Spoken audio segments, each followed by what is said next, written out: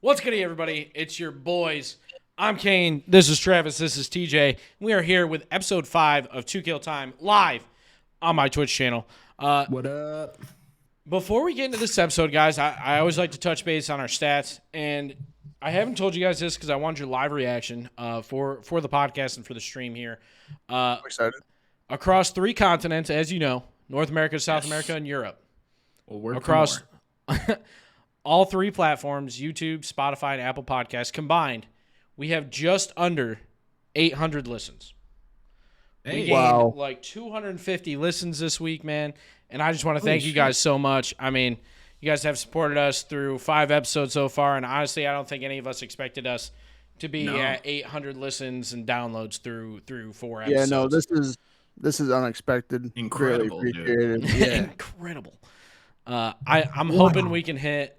Wow, I'm hoping we can hit 1,000 listens through 5 episodes. That would be stellar for us, I think, man. Anyways, guys, how's your week? How's your day? I mean, it's Tuesday night. We're recording this live on Twitch. So, how's your guys' day or night? You want to know? You want to fucking know how my day went, Kane? Yeah, I just asked you.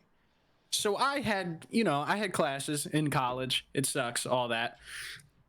I took my English class this morning. Everything was cool, And then I went to fucking history. Oof. I sat in there for like max 10 minutes. Okay, 10 minutes. And this heftier set woman comes in with a cup full of something from Dunkin', and she's coming down the stairs, absolutely fucking eats it, bro. Eats it off the ground. Absolutely. And as she's falling, chucks her Dunkin', and it demolishes me, bro. Right in my fucking lap. Bro. Oh, it took everything in my soul not to turn into Chris Breezy, bro. I was fucking hot. I was like, dude. And my teacher's just standing there. He's like, what the fuck just happened? Because she's down, bro. Like, did you sit through the whole class? Nah, fuck no. He let me leave, bro. I was like, dude, did he say anything about how she was late? Yeah.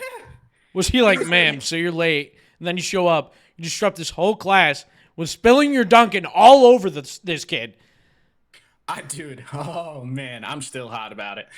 And he just looks at me and he's like, you don't have like extra clothes, do you? And I was like, nope. I don't normally come to class expecting to get Dunkin' to get fucking cold Ward at me. Fucking dude, not to mention, let's all realize that it was a cup of basically sugar from Dunkin'. That's not sticky as fuck, bro. What color did you have on?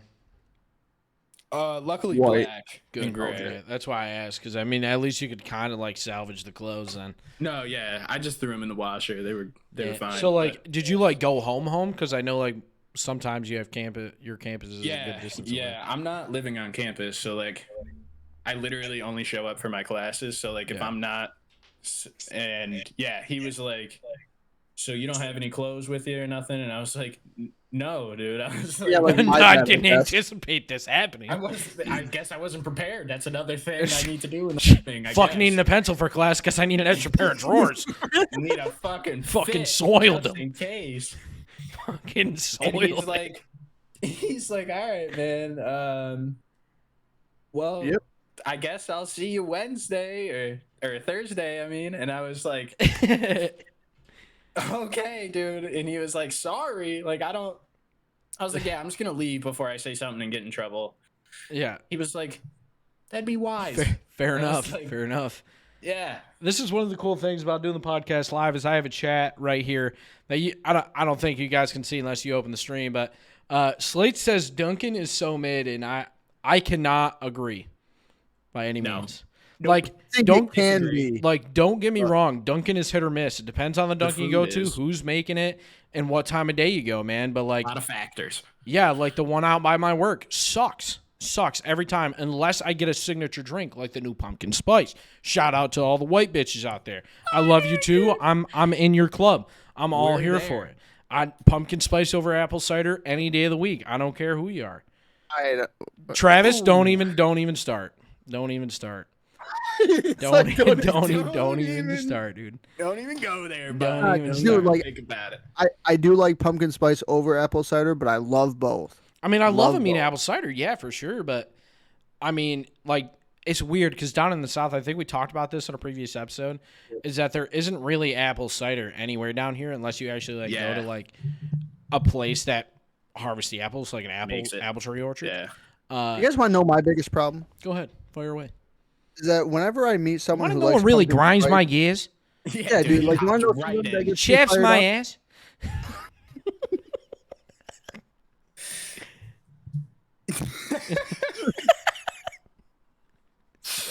My bad. Sorry, bro. So for a lot of people, it's either pumpkin spice or apple cider. Like, there's no. I don't know how people can live that way. Well, I don't. Yeah, I don't know. It sounds like an awful place. My ass. Yeah, sounds like an awful place in my life. Like, I feel like it has to be dark times. Would it be illegal to get a pumpkin spice coffee? Have a little pumpy and then spee, an apple cider donut. A little pumpy spee every now and then. You can have the best of both worlds. Yeah.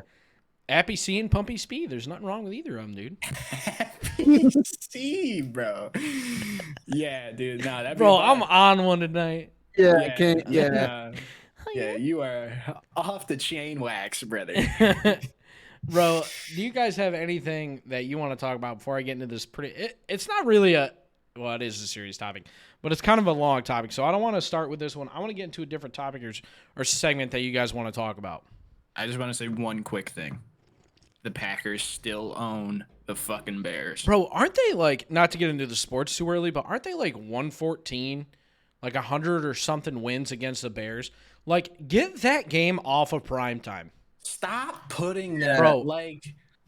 So this is a fun fact for you. Again, I'm not trying to get into the sports thing, but this is huge. During the Aaron Rodgers era of the Packers, his win margin over the Bears is an average of over 15 points. And during the Brett Favre era over the Bears, it was 14 points. Yeah. Why are these games on prime time? Yes, historical franchises, I get it. Great teams back in the day. Not anymore, man. Like, you're talking fucking 35 years of losing by 2 scores on average. Get that game off of fucking primetime. Get Chicago off of primetime. Like, it's the whole thing with the Cowboys being on primetime like every other week. The reason why the NFL does it is because not that a lot of people love the fucking Cowboys, but it's because everybody knows the Cowboys because they were really good in the 90s. So they're like, oh, man, we're really down in viewership. Yeah, throw that game on Monday. Throw that game on fucking Thursday. Like, yeah, they haven't won a playoff game in fucking 75,000 years. Like, this isn't a bash on them. It's just like, let's be honest. You're throwing that game on primetime for viewership.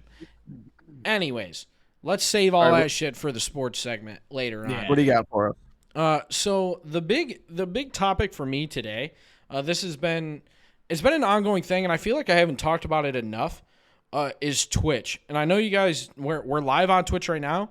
I love Twitch. Twitch means a lot to me. But one of the biggest things is Twitch is they're so inconsistent in how they handle punishments for shit that goes on. So a few weeks ago, this is just me going to give a recap to lead into another issue that's currently going on. Weeks ago, this woman on Twitch was live, caught doing the nasty, like visibly was having sexual intercourse on stream on Twitch. Obviously, like, all over the place. Like, everybody found out. She was only banned for 7 days. Not to mention, so this isn't the first, like, issue this year. One of the biggest issues is a really touchy subject. The Buffalo mass shooting was streamed live on Twitch by the guy. I don't know if y'all know that, but it was streamed live on Twitch for 35 minutes. Yes.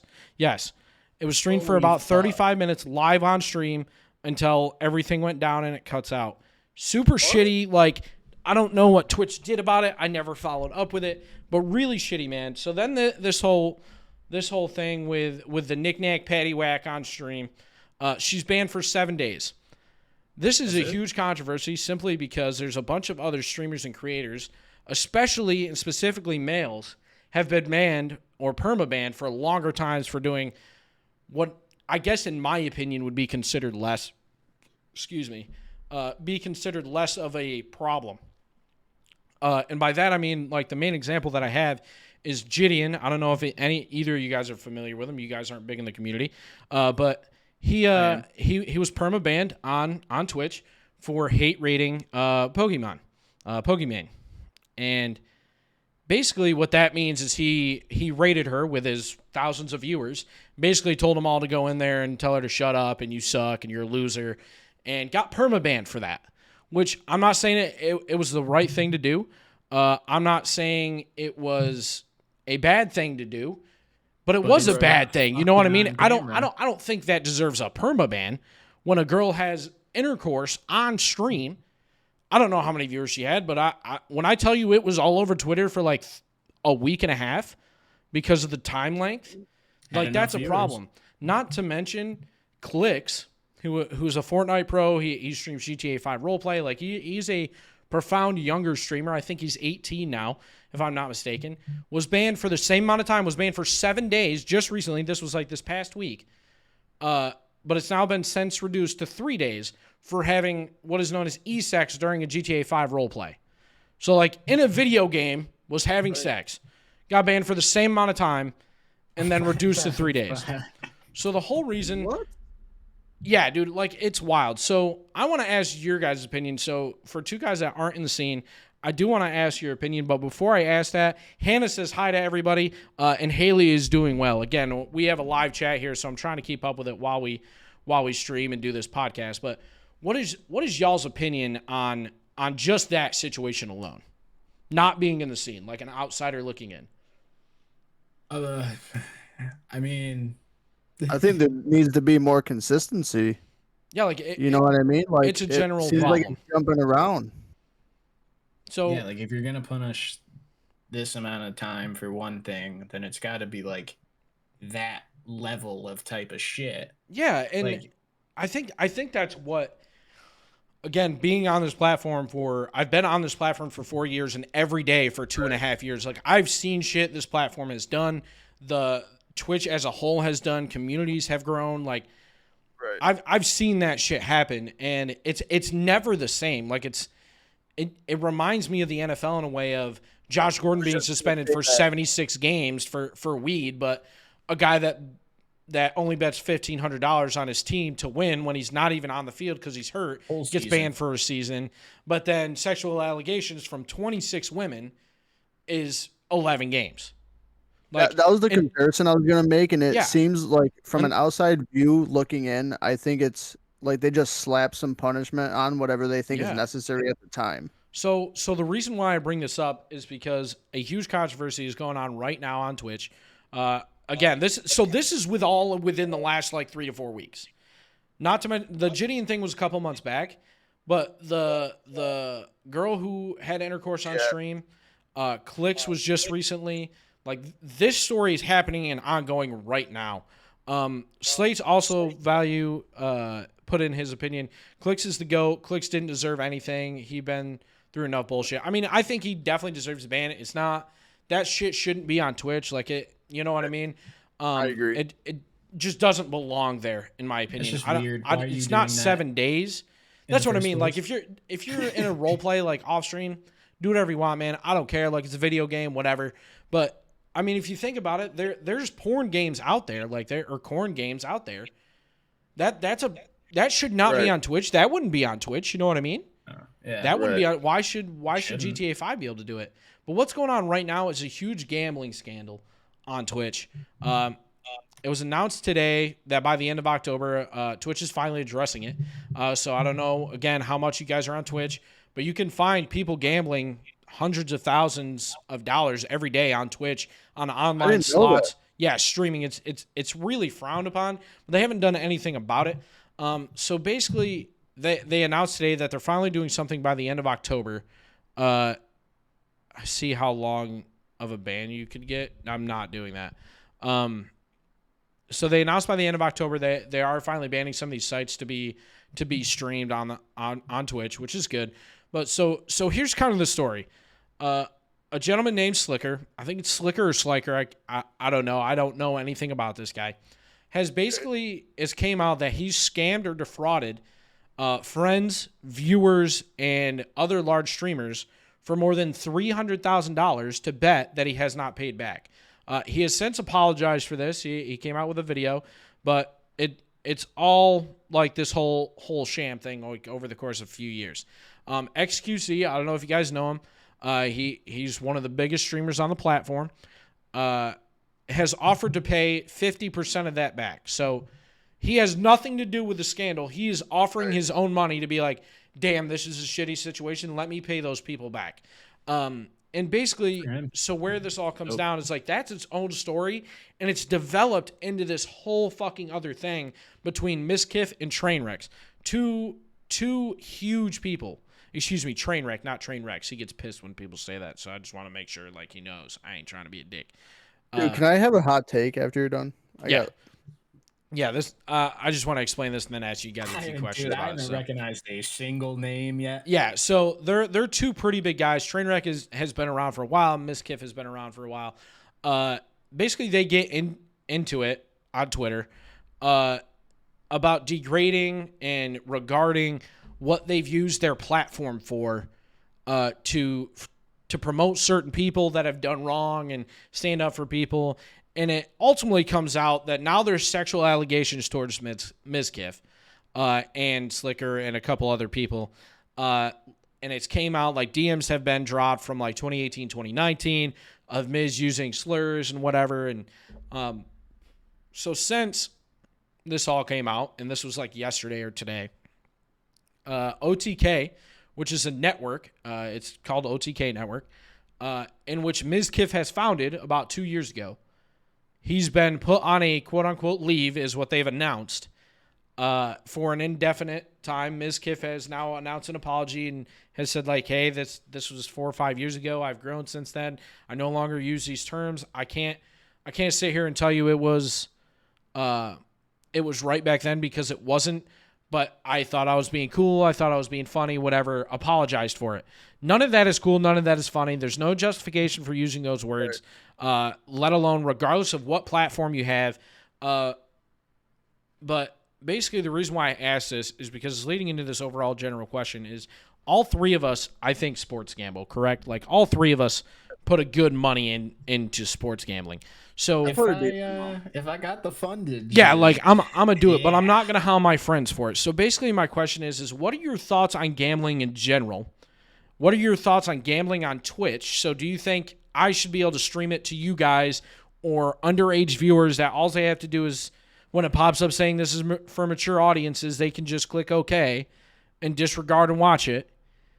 Like, how do you feel about that? And then I have one other question following those answers. So first, my hot take real quick.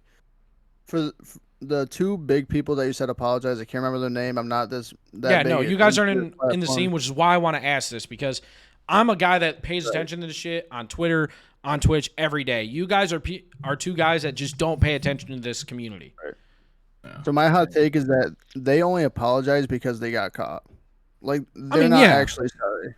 You know what I mean? Yeah, like I can understand 3-4 years ago using slurs of any kind and apologizing now. He admitted that, hey, and he's been open about his past for a long time about, hey, yeah, like I was a shitty person. I should have never said those words is all in his apology. And again, he's been really open with his community about these things. And it comes back to, like, again, you said if you're apologizing, that means you got caught. And that's true for anything, to be honest with you. Like, you know what I mean? Like, think about it. Yeah. That's where my head goes. Like, if you don't get caught, you're not gonna come out and say sorry for doing this. Yeah, and that's where I'm headed with the gambling thing. Is like, man, like how much longer could this have went on before people were like, hey, like, bro, you owe me like $30,000. Because, again, some of these guys are big streamers that he asked for money from. Like, one of them gave him – it was anywhere from like $500-$600 to $50,000 is what he got from people. Holy shit. So like imagine that being like, yo, here's a 50K spot, like here's 50 bands, and like 6 months later being like, yo, you told me like in a month you'd have that back to me, or like, yo, you told me in a week. Yeah, like. So is your question? Let's say I was on FanDuel on my phone, right? Yep. And so is your question just about streaming what I'm doing? What do you mean? Like if I'm Mario just put in chat, so I didn't know this. He got 100,000 from Trainwreck, so that's why Trainwreck got involved. Holy but shit. so my question is, the first question is how do you feel about gambling in general, like in terms of being a like relegated thing, like it, you know what I don't think I'm using the correct term there, but like how do you feel about it overall? Like I think gambling is fine. I don't think there's an issue. I think it very much needs to be it can definitely become an issue though. Yeah, like there's gambling hotlines and stuff. So really the real question is how do you feel about streamers streaming it on Twitch? Like if you're 13, because Slate's even said in chat, he watches that shit. He's 15. Like I'm sure if I was 12, I'd be watching. I don't think gambling should be streamed. I don't think so either. You need to be 18 years or older. I don't think that's a problem. I think gambling is fun and entertaining, but it can develop into problems. And at a young age, I don't think anybody should be able to just find it on a platform that's predominantly younger aged viewership. Yeah, I think the only way that would be like all right is if Twitch somehow like found a way to like put in your birthday or something, but even then like kids would just go around it, you know what I mean? And that's what I mean. So right now the only like stop to it is this is a mature stream, like are you sure you want to watch, and just click OK and you can watch it. Well, like that's what they've announced that they banned is like slot machines, certain like gambling websites like that, but they haven't banned sports streaming or sports gambling on stream. So like I can get on there and give advice about what games to bet, and there's nothing illegal about me like giving tips on who I think you should bet on. I think overall that gambling shouldn't be on Twitch at all, because in general, well, considering there's hotlines for it and stuff and numbers to call, like it really can ruin someone's life. Yeah. So in my view, it's the same way as me like hitting my vape, but then streaming it and having someone else get into it worse than I did. Yeah, so like, and that's where You know what I mean? I think that's where the question comes in is how much if you start regulating that, how much can you regulate on stream? Because if I just reach over and hit my vape, what are they going to tell me? I can't do that? Like I could understand a bong or like whatever, but if I'm just hitting a vape pen, like I'm of age. I'm 21. Like I'm drinking a beer right now. They can't stop me from doing that. You know what I mean? Like there's nothing they can do about that, you know? There's a bunch of mixed reviews on this question in chat. Hannah says gambling is fun and all, but sometimes it gets boring. As long as you have the money, then why not gamble? Slate says gambling is perfectly fine to be streamed. Mario says, I'd prefer they not stream it. They didn't ban sports gambling. And Hannah said they shouldn't stream gambling if underage. So that's the thing is you have to be at least 13 to stream on Twitch for one. But it's not necessarily streaming the gambling, because obviously if they're underage, they can get caught really quick doing that. It's highly illegal to do that under the age of 18 or 21, depending on which state of Providence you live in. The problem is like me, if I get on here and gamble, I'm going to be like, bro, gambling's so much fun. And the people that are doing it aren't like me and you that spot $100 and when they lose it, they're like, onto a video game. No, we're talking like hundreds of thousands of dollars, throwing it. My best advice I always tell everyone is don't bet money that you can't afford to lose. Like, dude, I make only small bets. Like, I have the cash to go ahead and put $300 on a bet, but I'm not and then I milk that $300 for a month and try and fucking double it, and then take the $300 out and milk that for a month. Like, dude, I try and make as much positive as possible. Yeah. I'm not gonna grab it right now, but I have a notebook and I write down and keep track of everything I do, because if I start seeing a trend that I'm getting out of hand, I stop myself. Yeah, so like, and I've said this to many friends because I'll go on a tear for like a month or two. Granted, like I make money. definitely. I'm usually pretty good. Like I try to make as much money as possible. But then like I'll get down to like say I've put in 300, I've tripled it, made 900. Take the 600 out, keep the 300 in. Right. I'll lose the 300 after like 2 months, and I'll be like, oh, I gotta take a break. Like I gotta lay off for like 2 weeks because like I can see this being a problem. I'm checking this every day, I'm checking this every hour, like. And that it develops so quickly because obviously it's your endorphin rush and all the chemicals in your brain are like, oh my god, we won. Yeah, dude, that's literally why I have a notebook. I have the date, amount, the payout, and the result. Yeah, like it's so easy to lose that. So going off of apps. Yeah. On like mobile apps, dude. Yeah, dude. Like, because they're like, oh, here's a bonus. Here's a deposit match. Here's a free $5 bet. And you're like, ooh, free $5 bet. Ooh, I turned that into $20. Well, if I deposit 80, now I have $100 to put on this game.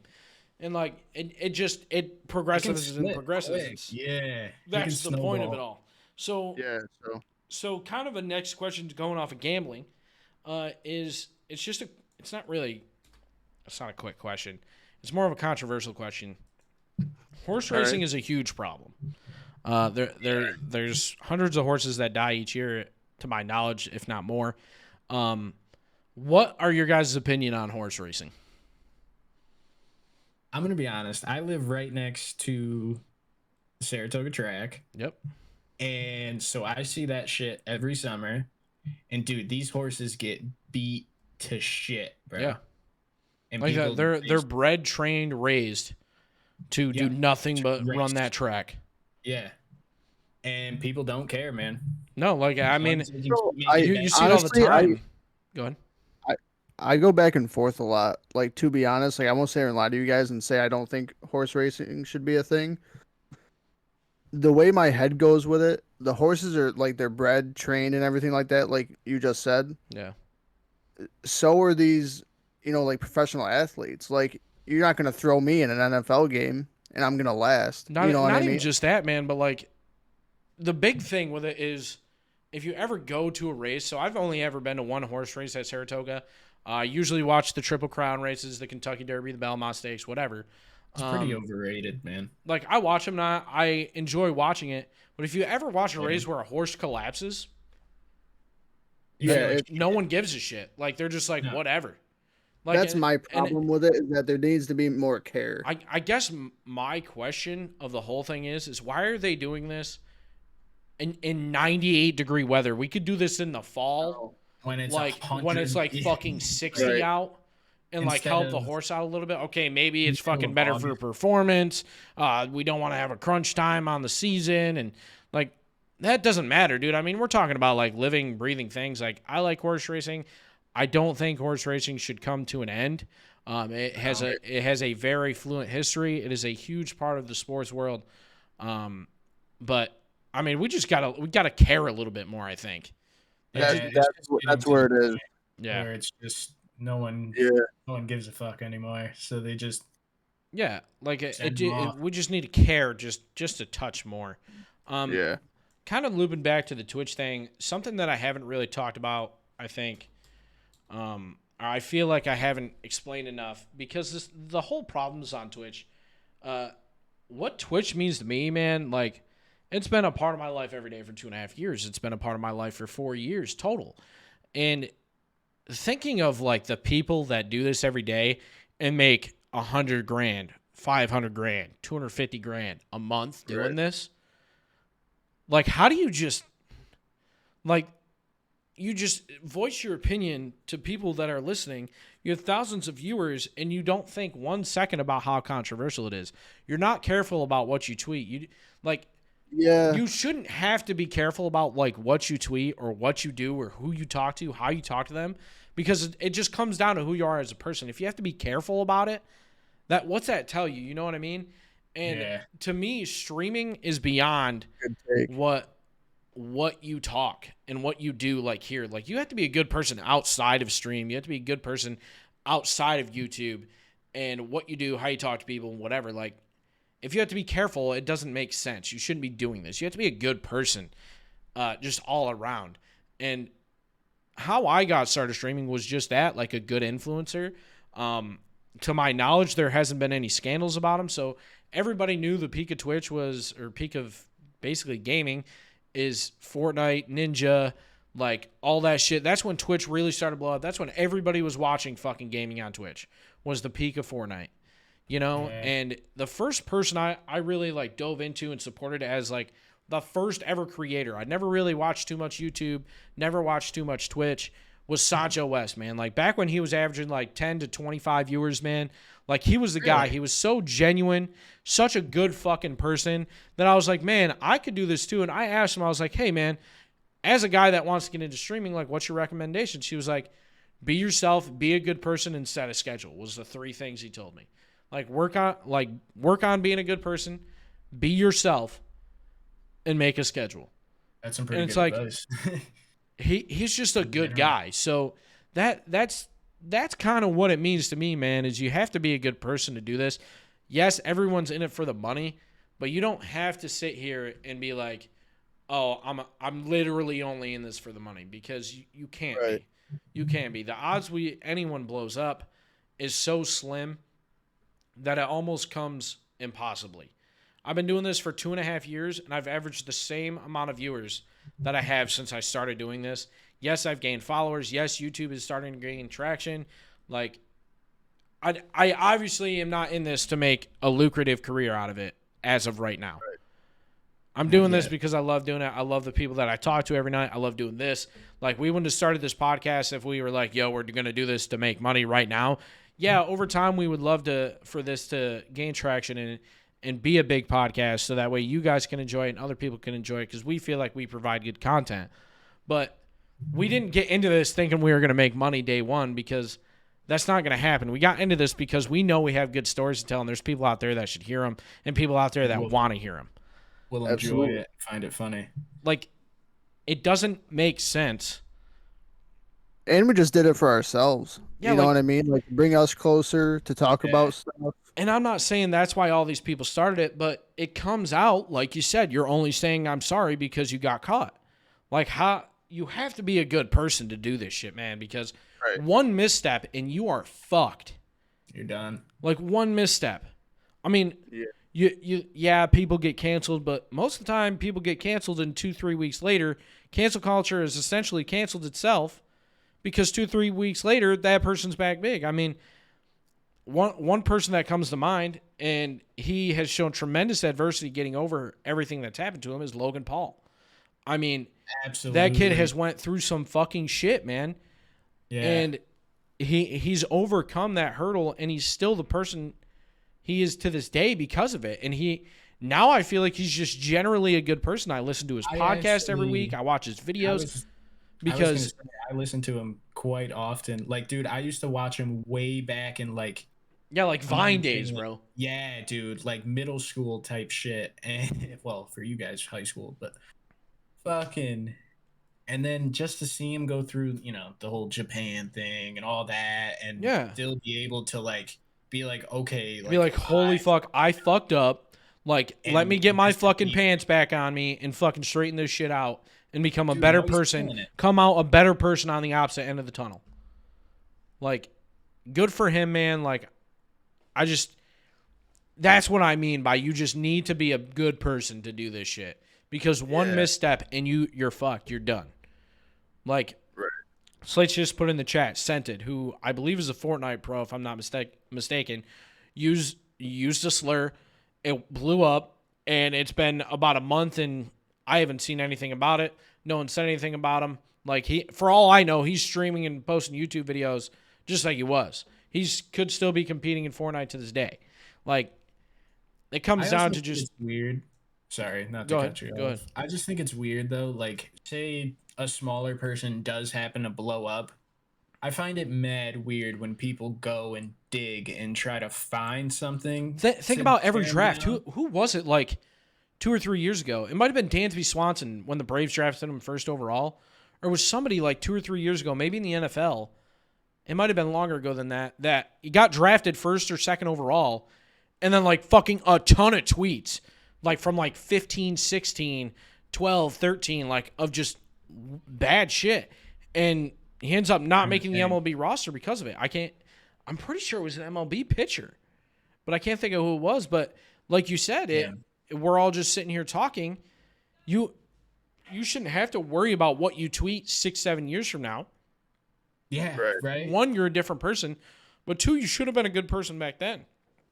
Like 4 or 5, maybe not 4 or 5, but when we were all 7th, 8th graders, I mean, we thought it was funny to use the F slur. Like, it's not funny now. I can't even imagine saying that word. Like, my girlfriend would beat the shit. I literally like.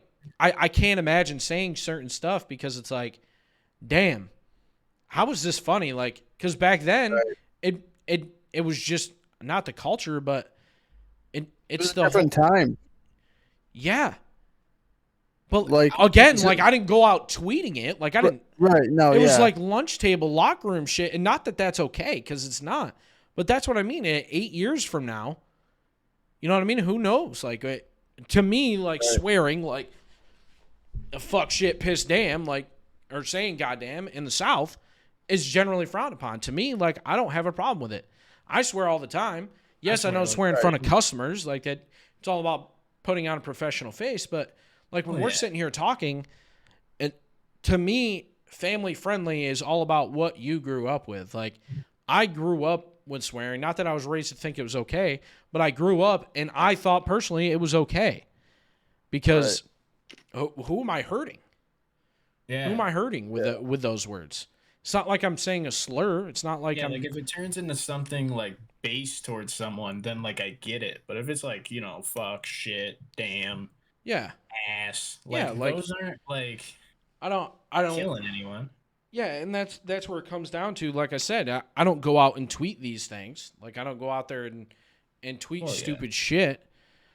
It's just when you grow up and people learn, that person in 15, it's 7 years from then. You know what I mean?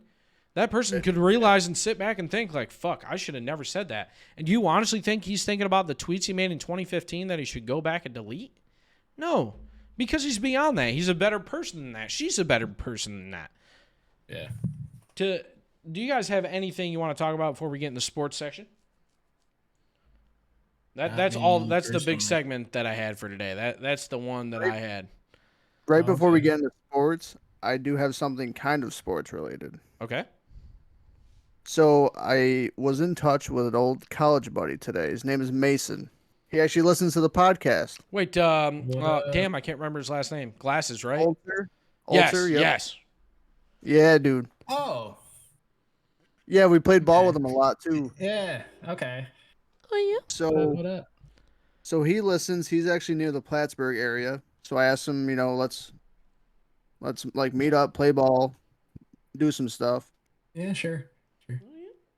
He said that him and his girlfriend, I think, if I'm not mistaken, coach softball at, I think it's... I feel like I've seen that on Facebook. Yeah. Good for him. That's fire. What? And in the past 2 seasons, they went 28-2. Oh, shit. And they won sectionals last year. Goddamn, good for you, bro. Yeah, so good for him. Good for him. I haven't talked to him in a minute, bro. We used to play Apex together and shit. I haven't talked to him in a little while. Good for him. Yeah. I'm proud of you, Mason. Good for you, bro. I told him, I was like, dude, it was good to hear from you. Like, that's another reason why this day was just a good day, dude. Like, facts, bro. Mason, reach out. Bro, I've been talking to a ton of Masons lately. Like, me and Mason Rossi talk all the time. Fucking Mason Valovic. Like, holy shit. I know a lot more Masons than I did like 6 years ago. Is that a common friend pickup? Apparently, bro. So I guess we're gonna transfer into our little sports segment here. This is honestly, a lot of people don't enjoy our sports segment, I think, because they turn off the podcast. Everyone hates. But dude, it's who we are. We love it, Okay, and but I can be imagine. fair. When you look at it from an outsider perspective, we are 3 who have never played anything past high school talking about sports that we are not professionals in at all. Or but dude, like former pros or nothing. I feel like we have really good takes. Like, yeah, we say some wild shit, but I mean, look at Stephen A. Smith. Look at Colin Cowherd. Like, Dude, we're not Stephen A. that Smith bad, is my bro. favorite. Dude, Stephen A. Colin Smith is Cowherd's my mine. favorite. I love Colin Cowherd because You like guys he's both so just dumb. talked at the same time twice in a row, and I didn't hear either sentence. He said he loves Oh, Stephen A. Smith. I said I love Colin Cowherd. That's it. Okay, cool. Really? I'm not a big fan of Colin Cowherd though. That's why I me love him neither. because like he has like the dumbest takes. Like he doesn't yell like Stephen A. Smith does, but bro, that's what makes it better because I love my boy Shannon. he's so dead serious about it that he doesn't get mad. That he's like, nah, it's that simple. That's what's going to happen, and then it doesn't happen. He's like, guys, I was wrong, but we move on. We're going with the 49ers this week. We move on. The train keeps chugging. Kellerman. I do miss Max with Stephen Yeah, A. Smith. me too. I miss that. I don't know, dude. Max Kellerman used to say some shit, buddy. I know, and Stephen A. I would mean- Who are you destroy him. taking? Laser beam pointed at the earth. Death beam I'm taking Iguodala or Curry or Curry or Curry. Give me Iguodala. Dude, I like Big Perk. Kendrick Perkins, he's He's good. he's up there. Who's your guys' Really favorite big- I don't- favorite NBA player right now? Right now? Yeah, this wasn't really a topic. It's just I had to ask. Ooh. Ja Morant. Same. I was almost gonna say that, but for me personally, Kyrie. See, like I'm a huge fan of Terrence Ross, but like I'm kind of Terrence over Ross I that. mean, like, He's my boy. I guess dude. still Carmelo. Yeah, like for- I'm still a obviously. huge Terrence Ross fan.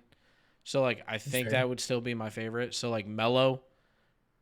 I feel like yours still has to be Melo, man. Like No, yeah, like it is Melo, but like once he's out, which I'm kind of like okay. accepting much that out. fact, it's gonna Okay. be Ja. Okay. So who's your So that's favorite NFL player? That one's way harder for Mine's me like because brand there's- new. Like mine just hit like 2 weeks ago. Really? What's You your- got a Yeah, new one. Kyle Phillips, dude. A wideout for the Titans. Yeah. Brother man. can return a punt like no other. Oh yeah. We went to that preseason game against the Bucks, dude. 3 punt returns for like 60 yards. And like Wow. the Giants game, like 3 or 4 for like 50. And it's like Yeah. the average I think is like 7 per. If That's that. crazy. Yeah, that's crazy. Yeah. I think Dude, that's my favorite player though. That's for the Yeah, NFL. It's favorite hard NFL? because like there's so many, like there's Yeah. so many players. So it's like, Honestly, man. dude, my favorite player right now as of late, and not just because of the Rams last year and Bills this year, Von Miller has always been a fan favorite. For sure. He's cool. He's always been a killer. He's cool. My favorite I like Steeler Von. right now is George Pickens. I love him. Just because of the meme, dude. Shit, that picture goes so hard. That picture is so hard. That shit is funny. Dude, I think my favorite, this is going to be a weird pick, but favorite Packer right now is Kenny Clark. Wow. There you go. I would have assumed Lazard. Nah. I would assume Aaron Jones. Yeah, who's your favorite Giant right now? Giants fan. It was Saquon, Okay. but I'm a really big fan of our offensive tackle, Evan Neal. I think he's going to be a force. He's one of my Shane favorites. devoted out of the draft. Saquon for a tackle. I respect it, dude. Gotta respect the boys in the trenches, man. Respect the drip, bro. The tackles are what allow Barkley to do what he does, Facts. and that goes for any running back. Word. O-line, the big fellas are appreciated because they determine how well the game's gonna go. Slate Yeah. says Bobby Who Wagner is the else? GOAT and Darius Garland is the GOAT.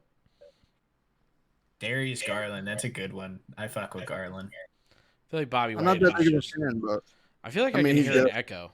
I can hear an echo from someone. Hold me, up. I don't know. Hold up. I can also. Yeah, I just heard it. Trav. Maybe back up your mic.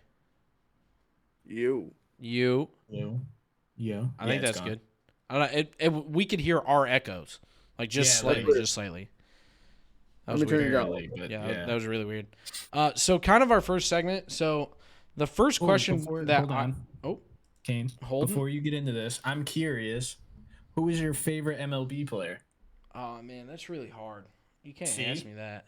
Exactly. You asked us. Yeah, but like, Damn. Yeah. Damn. Yeah, go ahead. Favorite Red Sox? Good shit, TJ. Good shit. Favorite Red Sox right now? I'll give you my favorite Met. Go ahead. Pistol Pete, baby. Fuck him. Or Edwin Let's go, Diaz, baby. But that's just because of the season.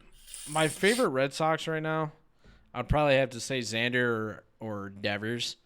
Just because like they're the only two like OGs and like they're on contract and I really want to keep them. My favorite baseball player, I really love Andrew Benintendi still, even though he's on the fucking Yankees.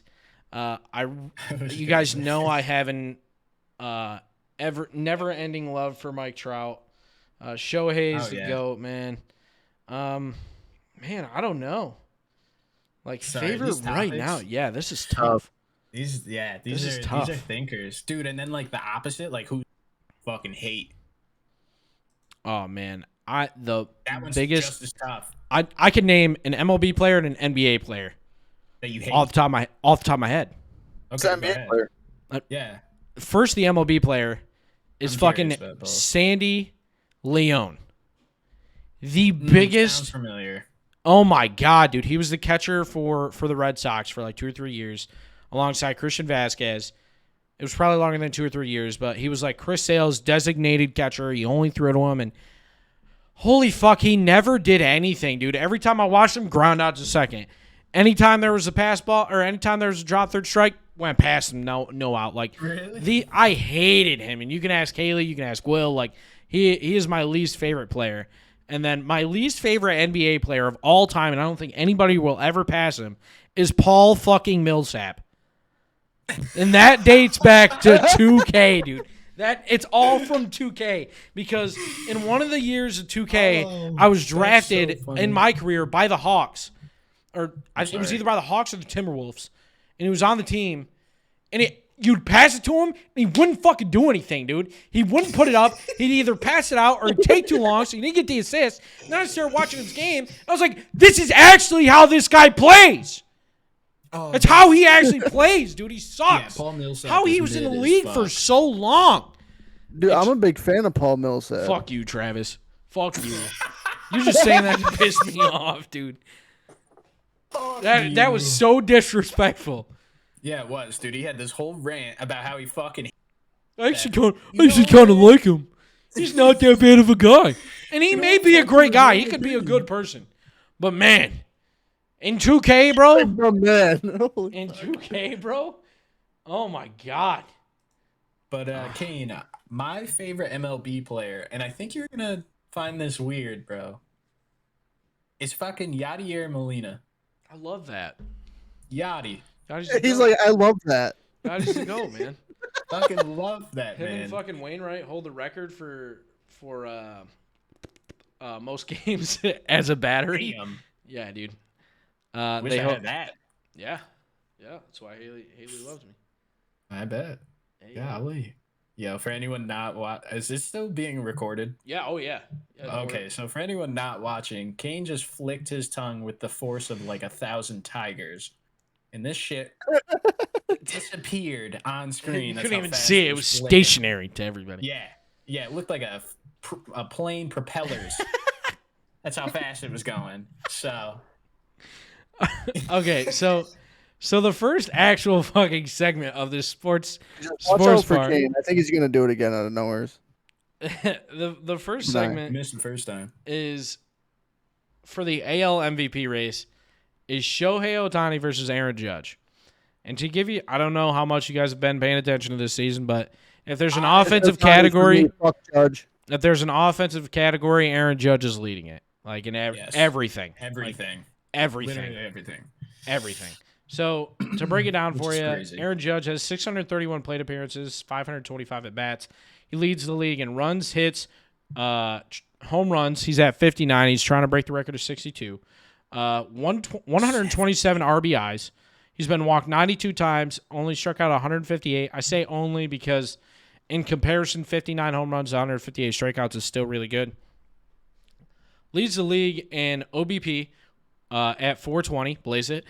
Slugging at 701, and there's only been 5 players in MLB history, all from the National League, to have an a season OPS over 1.100. What the fuck is OBS? OPS, which is on base plus slugging. So he'd be the first one in American League history to do it, and he's at 1.121.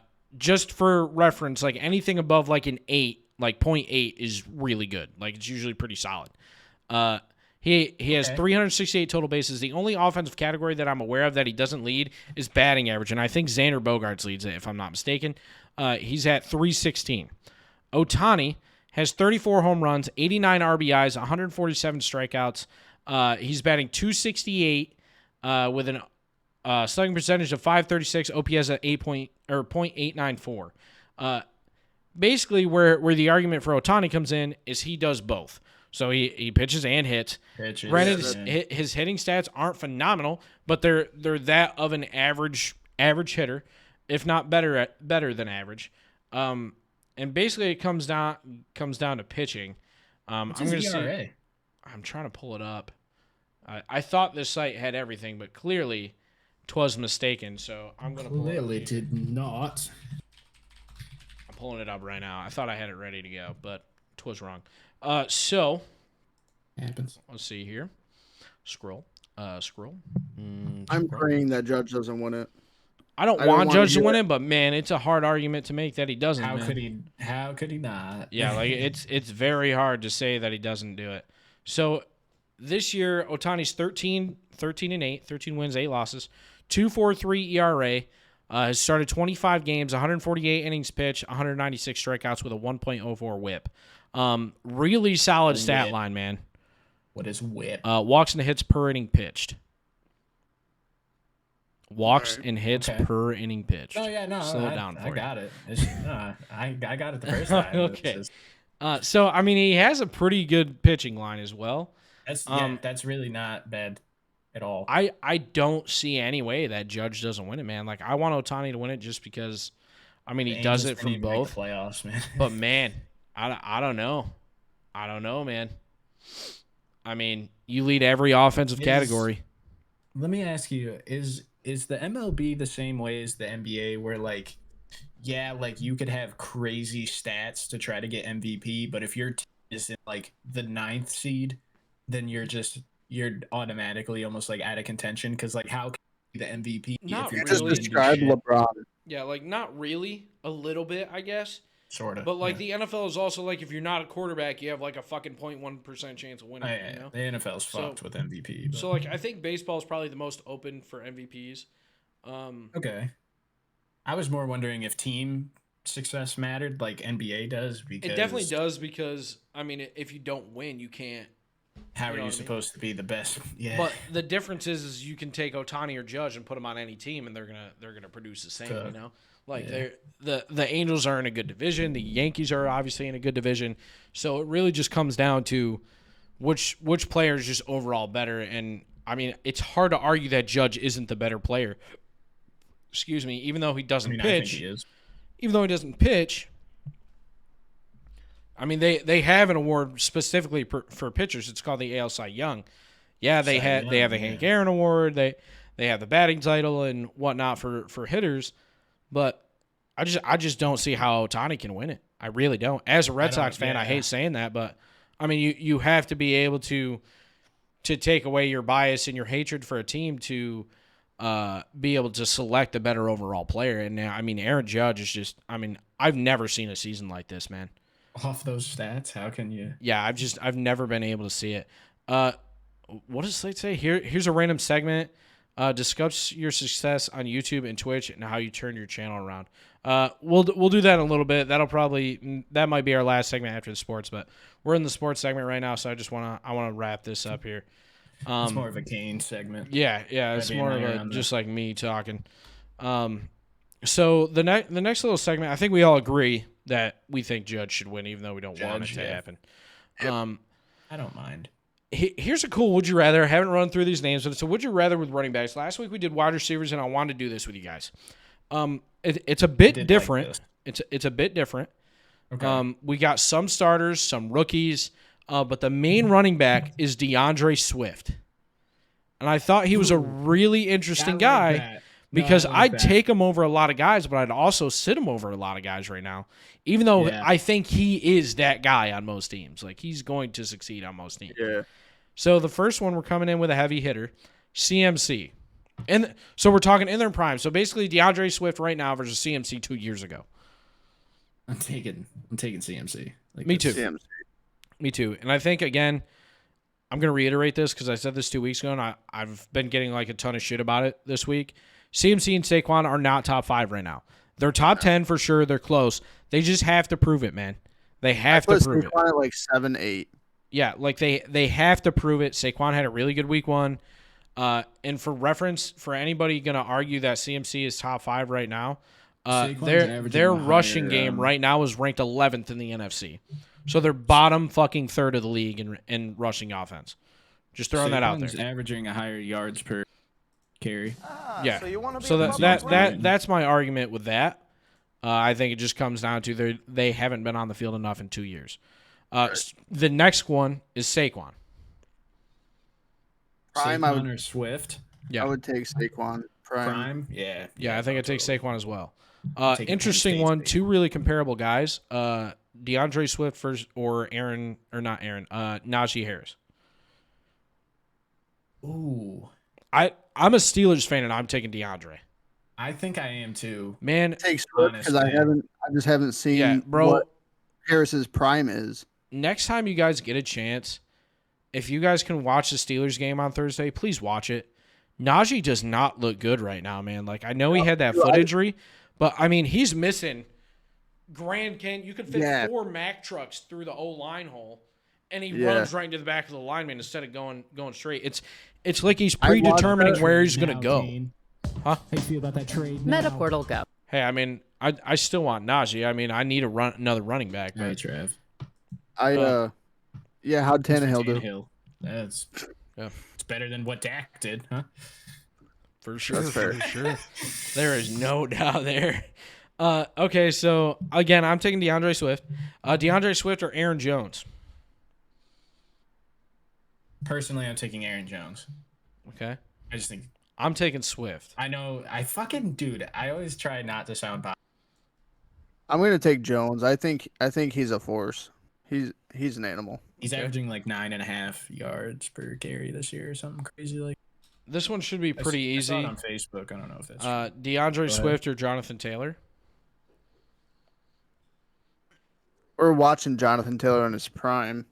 Yeah, I mean, we're watching DeAndre Swift in his second year. Yeah. And he's having a killer year. Yeah, that's. I think right now, if I'm playing for future, I'm taking Swifty. I'm going to stick with Taylor right now. Like, I think Taylor overall right now is a better running back, but I think if I'm playing for 10 years, I'm taking Swift. I was going to say it depends what I'm looking for. Yeah. But right now, yeah, I'm going Taylor. Okay. DeAndre Swift or Josh Jacobs? Swift.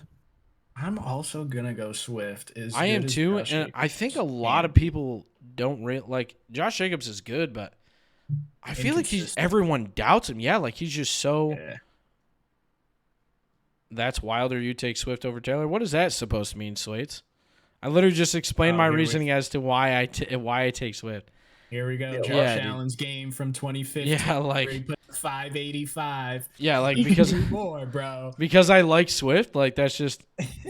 It's not a wild take. I said if I'm gonna take a running back for the next 10 years, I'm taking Swift.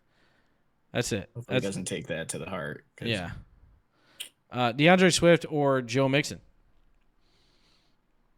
Joe Mixon. I'm taking Mixon as well. Yeah.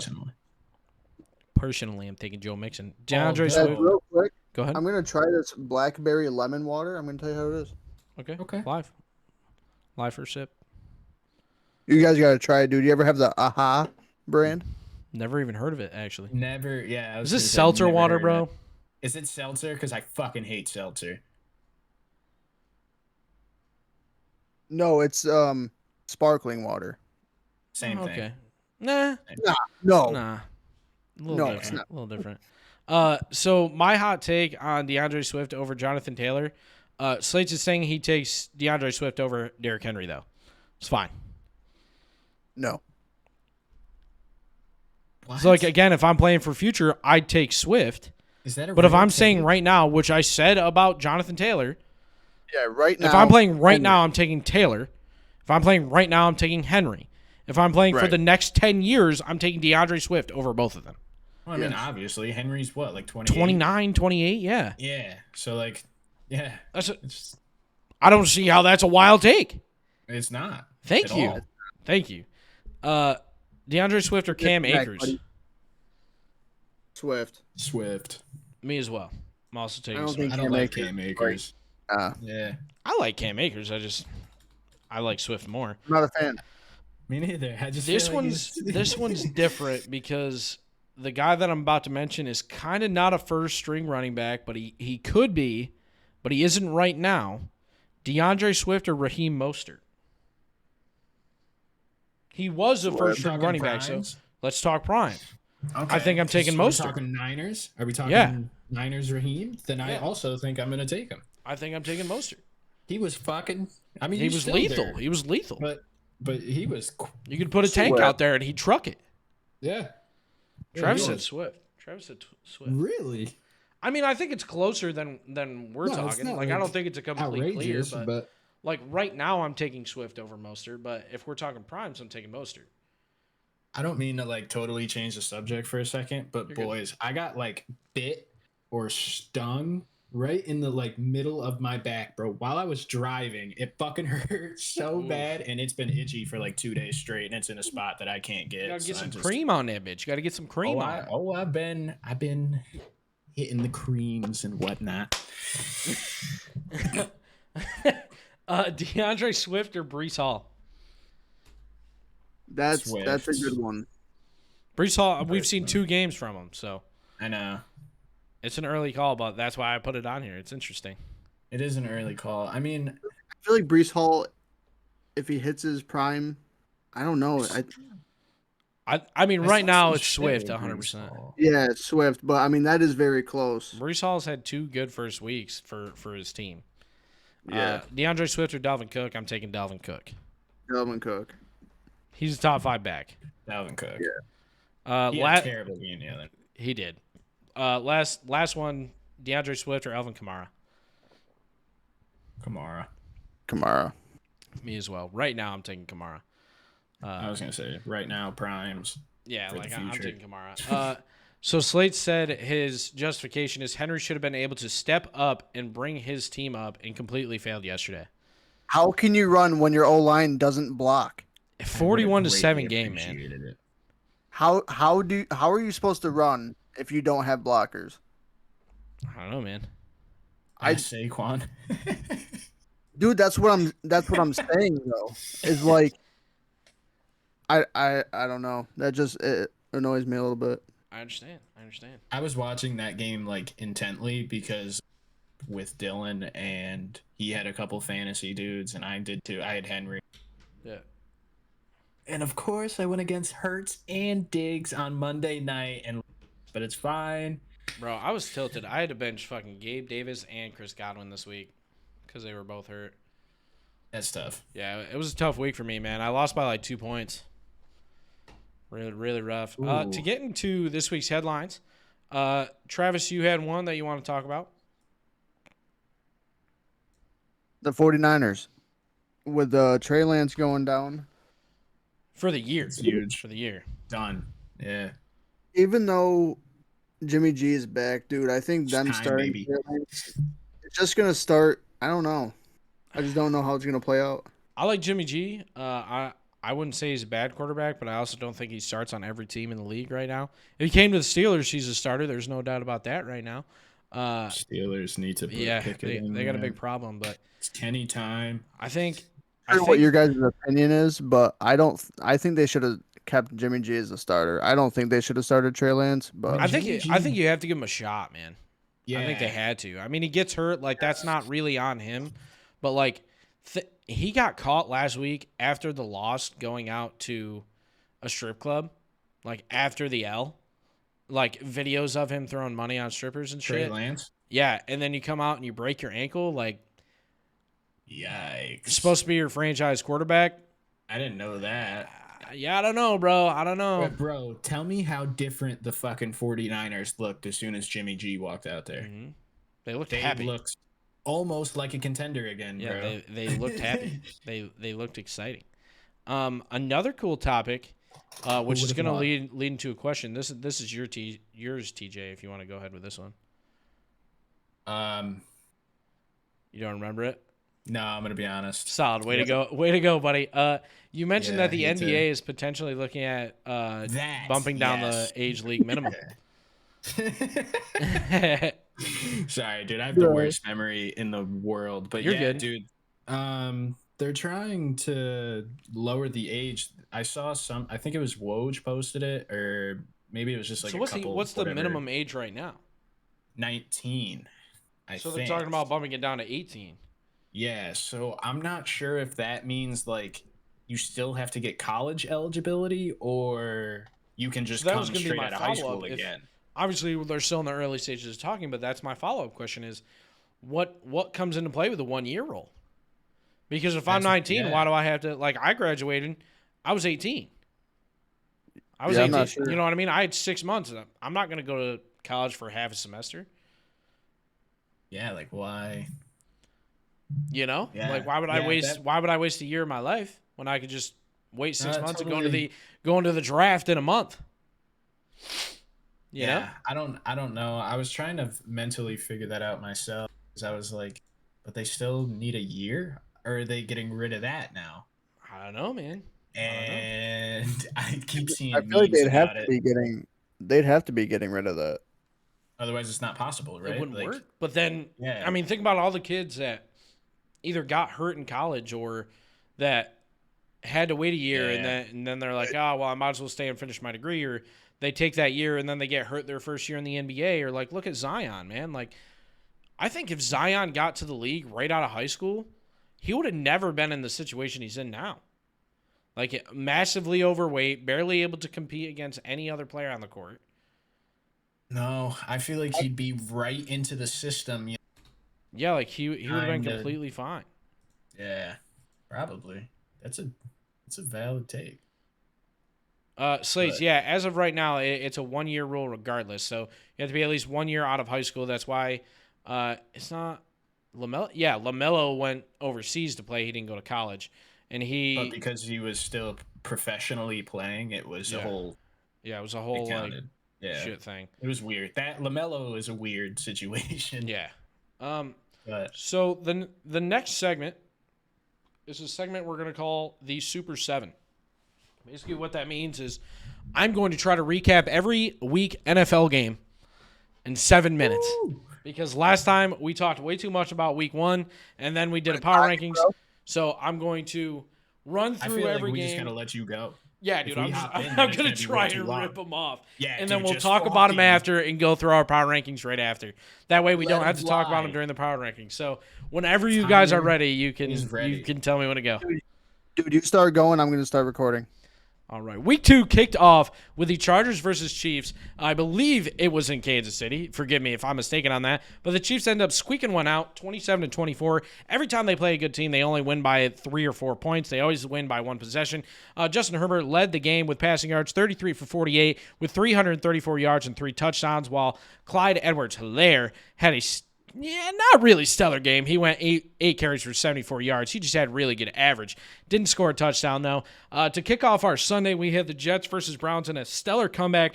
The Jets were down 17 points, I think it was, in the fourth quarter, with just under 3-4 minutes left, I think. End up coming back, win it 31-30. The Browns miss an extra point, which ends up costing them the game.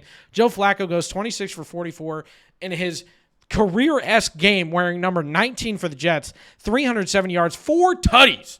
Nick Chubb with a stellar game as well, keeping the Browns in it, but again, they lose by 1, 17 carries, 87 yards, but 3 big old end zone trips. On the second game of the day, we had Commanders versus Lions.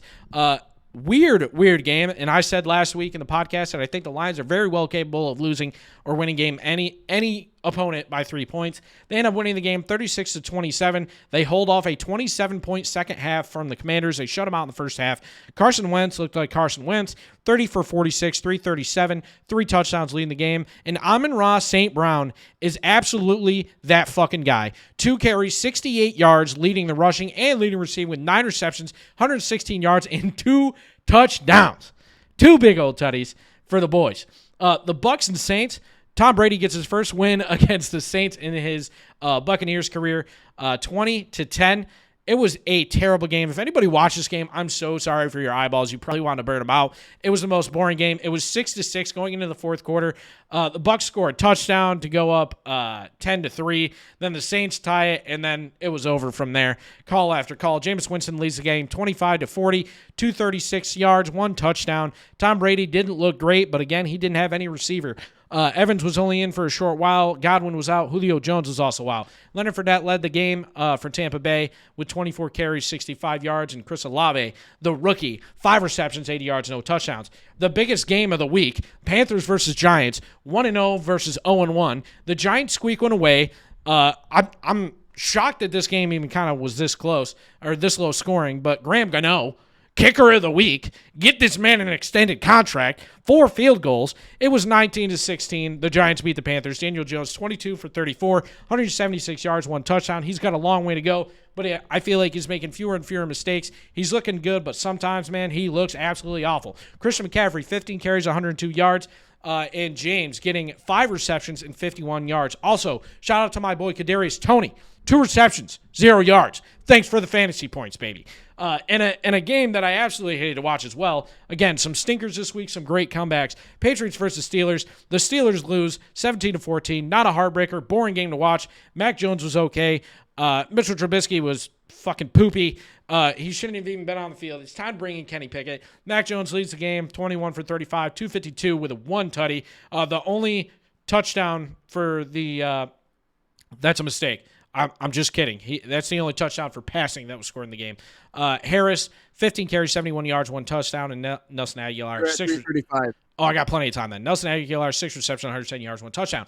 Jaguars versus Colts. The Colts, who knows what's going on out there? Their defense is terrible. Their offense is even worse. 24-0 against the Jags. And no one thinks the Jags are good. Trevor Lawrence, 25 for 30. In a career game, did this coach finally break Trevor Lawrence open? 25 for 30, 235 yards, 2 touchdowns. Robinson, 23 carries, 64 yards, 1 touchdown. That's an average of 3 yards a carry. A. Doolin, 5 receptions, 79 yards. I'm trying to make this fun, guys. Dolphins in probably the greatest comeback and of the week. Breath. What? Easily. You can take a breath. No. Dolphins versus Ravens, 42-38 in the greatest comeback of all time. 28 points in the fourth quarter. Lamar Jackson had a great game, don't get me wrong, but Tua leads the game, 36 for 50, 469 yards, 6 tutties. Call him Tua's now. Lamar Jackson, 9 carries, 119 yards with a 79-yard rushing touchdown. Tyreek Hill and Jalen Waddle were exactly what everybody expected them to be as a duo in week 2. 11 receptions, 190 yards, 2 touchdowns for Tyreek Hill. Falcons. Somehow the Falcons are competing in every game they've played in so far this year. 31-27 against the defending Super Bowl champs. Even though they floundered in week 2, they come away with a win. Matt Stafford looked like last year's Matt Stafford. 27 for 36, 272 yards, 3 touchdowns. Henderson, 10 carries, 47 yards, 1 touchdown. And Kupp, looking like himself, 11 receptions, 108 yards. This is his 9th consecutive game with a touchdown, which is league leading right now. 49ers, we already spoke about this game. 49ers won 27-7. Seahawks are abysmal. They shouldn't field a team next week. Geno Smith is not that guy. 24 for 31 and 197 yards. Wilson, 18 carries, 84 yards. Stepping in for Mitchell. Tyler Lockett, 9 receptions, 170 yards. Bengals, Cowboys, no one had any idea what was going to happen in this game. You got Cooper Rush out there looking like classic Tony Romo, going 19 for 31, 50% completion percentage, but still somehow finding a way to win the game. Joe Mixon, 19 carries, 57 yards.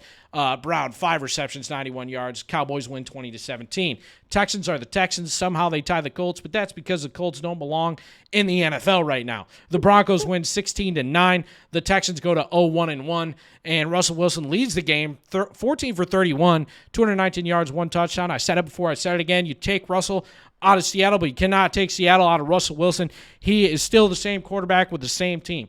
Jay Williams gets 15 carries, 75 yards, no touchdowns. And Cameron Sutton gets 7 receptions, 122 yards. Cardinals versus Raiders, another huge comeback. 29-23, Cardinals win. They end up scoring 16 points in the fourth quarter, shutting out the Raiders, and then a touchdown in OT to win the game. Kyler Murray, 31 for 49, 277 yards, 1 touchdown. Josh Jacobs had 19 carries, 69 yards, 8 receptions, 75 yards. The Bears-Packers, we talked about this game already. Packers won 27-10. Get this game off prime time. Get these two teams off prime time. Rodgers, 234 yards, 2 touchdowns. Aaron Jones, stellar game, 15 carries, 132 yards, 1 touchdown. Titans-Bills in Buffalo. I'm not even going to say anything about this game. Josh Allen, 4 touchdowns, 317 yards, crushed the Titans. The Titans shouldn't have showed up. They should have just stayed on the bus. Vikings versus Eagles. Eagles crushed the Vikings in what was expected to be a good defense versus offensive matchup. Offense overpowered. Jalen Hurts, Miles Sanders, and Goddard. I don't think that's how you pronounce his name. 5 receptions, 82 yards. Sanders went 17 for 80 yards. And Jalen Hurts looked stellar, 333 yards and 1 touchdown. He's actually the first quarterback in franchise history, other than Michael Vick, to have 300 yards and a rushing touchdown in the same game. And that's your Super 7, guys. I feel like that was pretty quick. I had no prep on that, bro. Wow. That was fire. I ripped that off. That was like a PTI episode right there. Dude, are you okay? You finished the thought. It was Yeah, I'm all good, bro. I'm good. Dude, run this man an oxygen tank. Someone get this man a water. I feel like I ripped through those, bro. That was really good. That was fucking impressive. I don't know how you talk for that long. I would have Yeah, passed dude, out. I am literally in shook. I'm in shambles.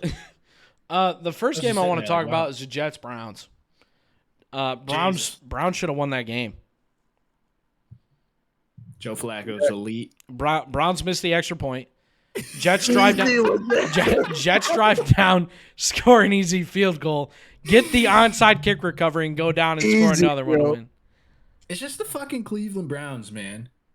Why do They're not that bad, right? No, they're really not. And they beat the Panthers. But they're Cleveland Browns. The Panthers are. Therefore, the Jets are better than the Panthers, right? Yeah, exactly, dude. Boom. Lions Commanders, I don't really want to talk about the game. I just want to reiterate, Amon-Ra St. Brown is that fucking guy. Like, he is the guy. He is. And the Lions are a lot better than everybody thinks, man. They really are. Man. I thought they were going to be solid. I didn't. I don't think anybody really did, man. I thought they were going to be okay. I thought they were going to be like a competing. 20th place team. I thought they were going to be. I thought last place in the division for sure. I thought the Bears. Dude, I was thinking lower ranks in the NFL. Just because. Yeah, like I'm thinking it's gonna sound 20th, wild. like in the NFL, if that. But hey, man, they're better than most. Bucks win 20-10. Giants Panthers. Again, it was a tough game to watch as a non-fan of either team. It was ass. I didn't watch it. But man, Awful game. it was literally just field goals the whole time. That was the whole game. It's like Both the teams Bucks had Saints. one It was touchdown. 6 points total Glad I score didn't through watch 3 it. quarters. Yeah, but It was terrible. I'm glad we're 2-0. Write it off. Like the two national televised games for me this week was for I think it was so the 1:00 game was the Steelers and Patriots, and the other one was why can't I think? I think Bucks and Saints. And then the 3:00 game was the Bengals and Cowboys. All of them were boring to watch, bro. Like I couldn't. They were close games, but nothing was going on. It was all defense. As a Steelers fan, it wasn't a heartbreaking loss, but they lost 17-14. I didn't come into that game thinking we were going to win. I didn't come into the game against the Bengals thinking we were going to win, and we got it. Colts are hot garbage. Nothing more to say about that. Dolphins lead like the greatest comeback ever. That shit was crazy. Down 28 or down 21 with like 10 minutes left in the fourth quarter. They come back and win. Tua had like 4 touchdowns in the second half. If I didn't have Tyreek Hill in fantasy, I wouldn't have known that shit even happened until after. Yeah. Yeah. It was He a started wild cooking, game. and that's what made me check in. And I was like, oh, freaking God. I was like, they're fucking. Slate said coming Carson back. Wentz is playing like a top 5 quarterback. I don't know. Top 5 what? Top 5 quarterback right now. He's Big playing 10? like No. No. He says, I really don't like Carson Wentz, not going to lie. I have nothing against Carson Wentz. I just think he's overhyped. I mean, he's literally hit or miss. You don't know what Carson Wentz you're going to get in each game. Just ask Colts last year. I'm not a fan of Carson Wentz, bro. I don't think... Bold take. But if Carson Wentz never got hurt and Nick Foles didn't go into the Super Bowl, Brady would have won that. Yeah. Yes. I think if the Eagles went into that game with Wentz, they weren't going to win it. I agree. I think in a weird way, Daddy Foles, baby. Daddy Foles, baby. Daddy Foles. That's what it was, bro. Big Dick Nick. Yeah. Again, Dolphins lead the best comeback. Falcons are somehow competing every game. Seahawks get demolished. That, bro, I don't know. Mariota? Goated. Question mark? Mari Goda. Simple as that. Mari Goda. Bengals. Is it time to wave the white flag, bro? Is it time? They got a lot of work. I mean, a whole new O-line. They were proud of it all offseason that they built this new O-line. And new O-line, same story, man. New O-line, same story. That's really all the games that I really wanted to touch on. I mean, Titans-Bills, I guess, is another one. It was a 7-17 game going into half. And Bills come out and just score 24 points on them, drop it on their head, and just lay it out there, just put it all out on the field. Put it all on the table. Like they just slung it around. There's not much more to say. Close to perfect, bro. Yeah. The entire Bills team looks perfect. I'll look at the Bills only losing like 3 games this year is what I had them doing. 14-3. That's what it looks like, bro. Like 2 games. They are complete. Yeah, they are. Wild. If they don't win this year, dude, it's gonna be a big L. Yeah. Like it's gonna be like, holy fuck, we got to go back to the drawing board because what the fuck just happened. At the same time, that's pretty much been the Bills' history. I know, Super but Bowl. man, like it's got to be like it has to be this year, man. There's no way they lose. You're bringing up the 4 in a row, huh? You just dropping that. Bringing up the saying that Super right now. Bowl losses, huh? Yeah, just casually. Just saying that right now, huh? As a Giants fan, that was definitely casual. Indeed. If you guys are ready, I'm ready to get into the power rankings. If you are, I am indeed. GG's. Alrighty. So in our week 2 power rankings, again, these are statistic based. I'm gonna explain it one more time. Basically, what that means is straight up that we compile a list of statistics and where they rank in each respective conference. And from 1 to 16, so a number averages out from, I believe it's 15 statistics and then all of our opinions and then where they ranked in ESPN. So there's 3 opinions, 15 statistics. We call it statistic-based. And it averages out to a number between 1 and 16 in their conference. And then we compare them versus the other conference, which is why you'll see sometimes it goes AFC to NFC. Sometimes you'll see it 3 NFC teams in a row. But it is a true statistic-based power rankings. First overall this week, and if you guys have this, I'd like you to pull it up because I don't want to just sit here and read all 32. I'll read like 5. You guys read 10. I don't care. Oh, yeah, you did send it. So. Yep. First overall, we have the Bills. They didn't change from last week. It's one of 3 similarities with ESPN this week. Bucks second. Again, no movement from last week. They are up 1 from ESPN. ESPN has them ranked 3rd. We have the Eagles at 3rd. Up 3 spots from 6th last week.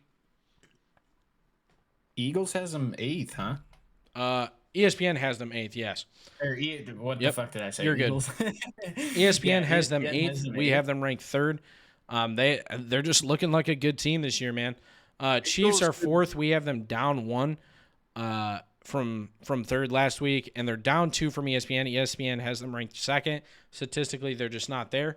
Chargers stay at 5, even though they take a hard loss by 3. Yeah. It just keeps them. They stayed competitive, and that's really where they end up balancing out.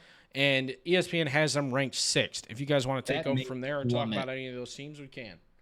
That may plummet based on the Herbie rib injury. True. For the Chargers. Yeah. 6 is Packers, TJ. So you wanna run it? Yeah. Last week we had the Packers at 5. ESPN. Wait, so this is us having them above ESPN, right? Yeah, so ESPN currently has them ranked 7th this week. Got you. Okay. So I'm with you now. Then we have the Rams at 7. ESPN has them at 10th. Yep. Damn. No, ESPN has them at 4th. So the minuses were down from ESPN. The pluses were up. Oh, got you. Yep. Okay. Doing great, boys.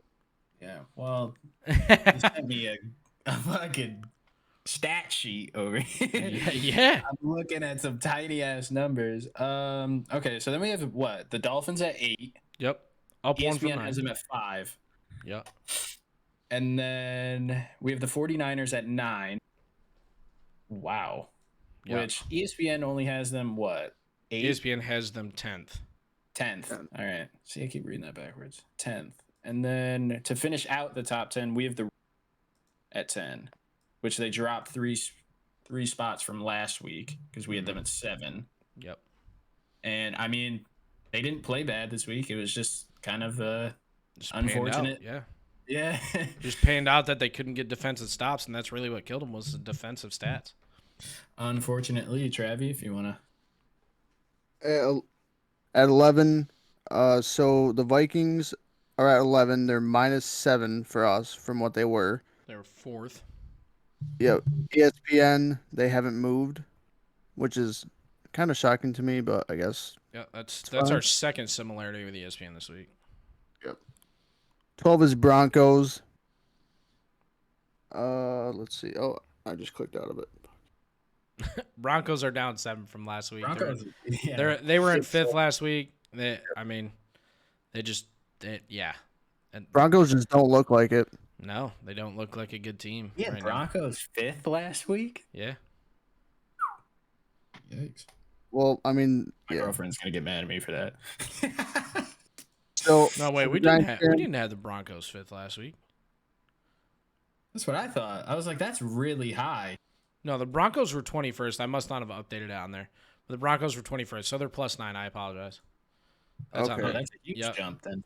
Okay. Yeah, sorry. I think personally I did have Broncos up higher, so I didn't really see the problem. Yeah. I think I had them in that range, but all right, so 12 is Broncos, 13 is Giants. For ESPN, they're +7 spots, which I think it's a good spot for the Giants right now, actually. I think Giants sit right at 15 right now. Yeah. Yeah. At 14, we got the Saints. Up 7. Yep. For us, they're up 7. For ESPN, they're actually -2. 15, we have Lions, which we've talked about. They're right there. They're scoring a lot of points. We have them, up 10 spots, and for ESPN, they went up 5. That's our second biggest jump this week is the Lions. I was going to say, I feel like consistently throughout the year, the Lions jumping up and down the rankings. So far, it looks like they could win any game. Yeah, and that's what's going to happen with these. Again, guys, as teams really level out, you're going to see big jumps between now and like week 8, 9. Because you're going to have teams that play really good week 1, play shitty for week 2 and 3, and then play really good week 4 and 5. So they're going to jump around a lot. Right. Yeah. They just seem to be in it like so far anyways. Yeah. I'm actually going to take this through 22 because that's where the Steelers are. 16, we have the Patriots, which is our one of our biggest jumpers. Our biggest jumpers this week were the Jags and Patriots. They're up 11. That's our third and final similarity with ESPN. In 17th, we had the Bengals. They lost 7 from last week. We had them in 10th. They just did not look good. ESPN has them ranked 15th, so we're down 2 from them.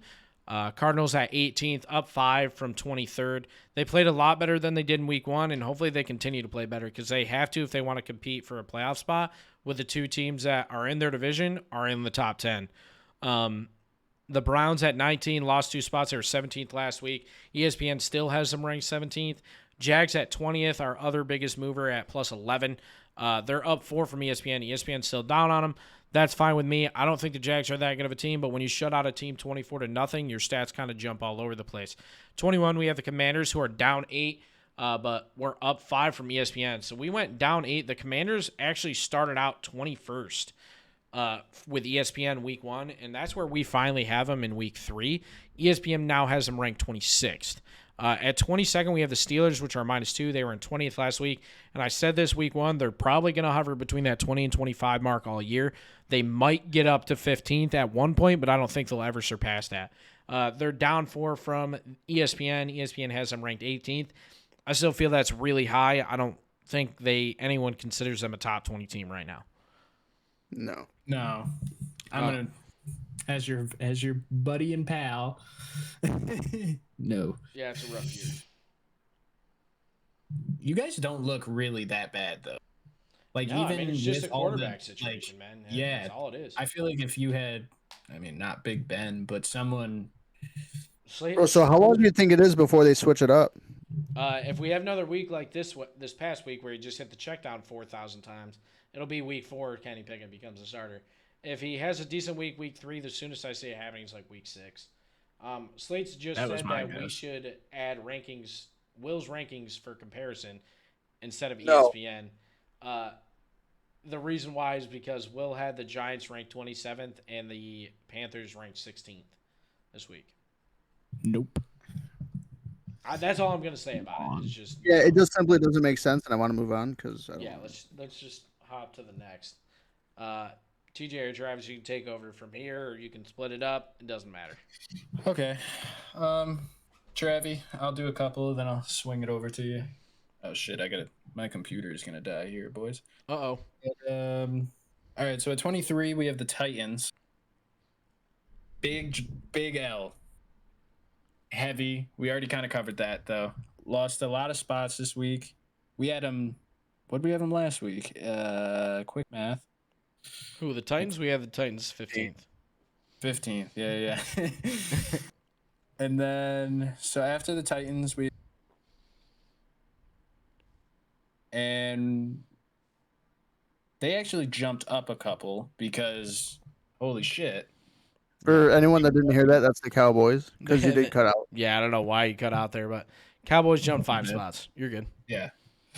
And then after the Cowboys, there's a 5th. They dropped 6 spots for us this week. Yep, they looked rough this week, man. They did. I think Justin Fields was like 7 for 11 with a pick and 70 yards. Packers defense only allowed 7 completions. Yeah, wow. he was literally like 7 for 11 with an interception, no touchdowns, and only 70 yards. The whole game. The whole game. Yeah. First quarter, that's fine. Whole game. That was, it was hard to watch. I was like, bro, he's not like doing anything. Yeah. They didn't get a first down. Okay. Anyways, moving on. Travi, this will be the last one I do here. Then I'll let you finish up 6 or so. And then coming in at 26, we have the Raiders, who added Devontae, haven't won any games yet. But they're playing good. They're playing good. They blew it last week. They were up 20-0. They blew it this week. They did. You know what I mean? They did. Yes. But I don't know. Something's not clicking over there in Oakland. Or where the fuck are they now? Las Vegas. All right, so the Jets at 27, they're up 3 spots from last week what we had them. They're up 2 spots from ESPN. The good old Metropolitan Airplanes up 3 spots this week. Yep. Yippers. 28 is Falcons. They didn't move for us this week, and they're actually up +4 from ESPN. Oh, yeah. From dead last. Falcons on the come up. Oh, yeah. 29 is Colts. For us, they're down 7 spots from 22nd, I believe. Here comes our biggest loser, boys. Biggest loser. Number 30 is the Seahawks, -12 spots from 18th. Statistically, this team sucks. That's wild. They shit. aren't that bad, but statistically, bro, they suck. Yeah. And my favorite one, 31, second to last, is the Panthers. Woo! The best part is ESPN has them only one above where we have, so like we can continue to justify why they're last. Yep. So they're down 5 spots. They were 26th. Very, very happy about that. Very happy to see it. And then 32 last is the Texans. They haven't moved. They are down 1 from ESPN. Indeed. To give you guys the little wrap-up that we always do, the conference with the most teams in the top 16 is the NFC, has 9 teams, same as last week. Now, the division did switch up a little bit this week because the Commanders fell out of the top 16 down to 21st. The division with the most teams in the top 16 is now the AFC East. You have the Bills, the Patriots, and the Dolphins all within the top 16 this week.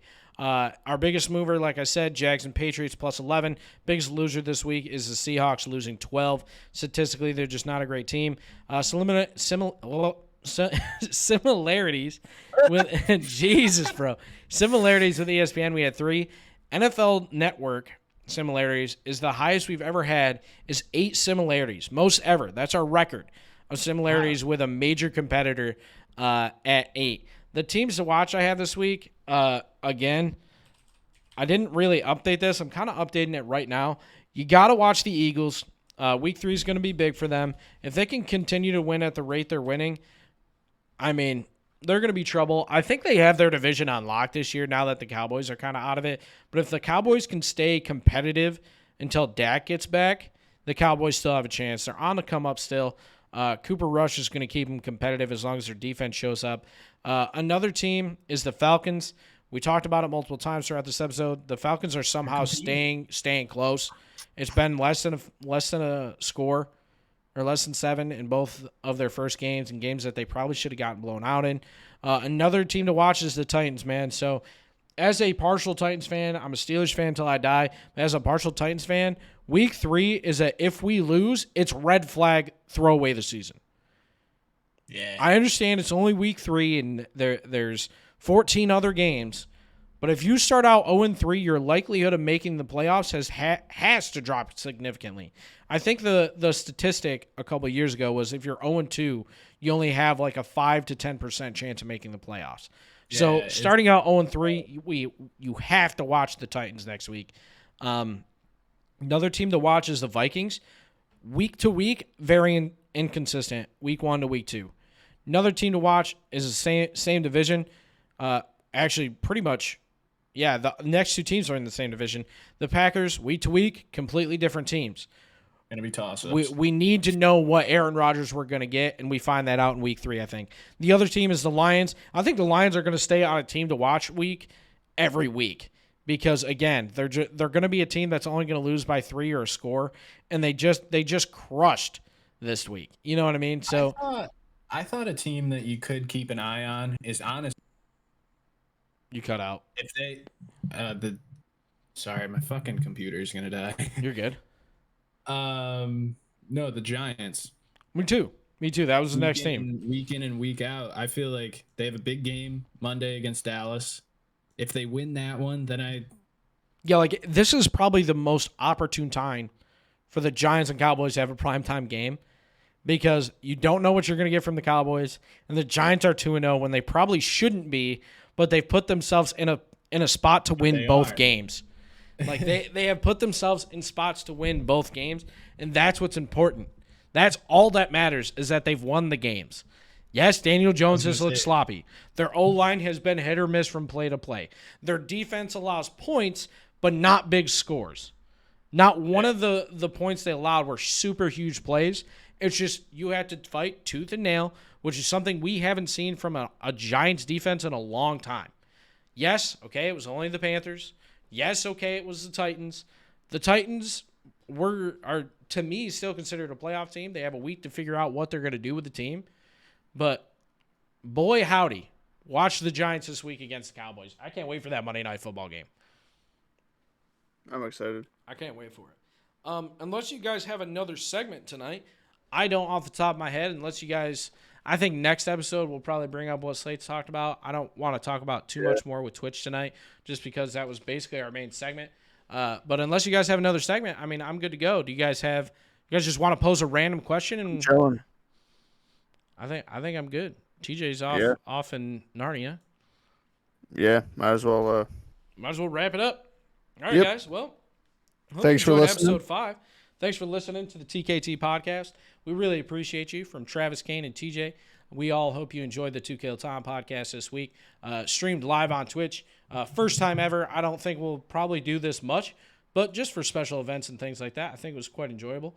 We're hoping that we can hit 1,000 streams through 5 episodes. We're only about 200 away. So please feel free to share it with your friends. Share it on Facebook, Twitter, Instagram, whatever you guys want to do. We appreciate it. And be sure to leave us a review on Spotify and Apple Music. The more positive reviews we get, the more Spotify and Apple put this out. And the more times you hit the like button on YouTube, the more it gets out in the algorithm. So we appreciate you guys, and we'll catch y'all in the next one. Peace.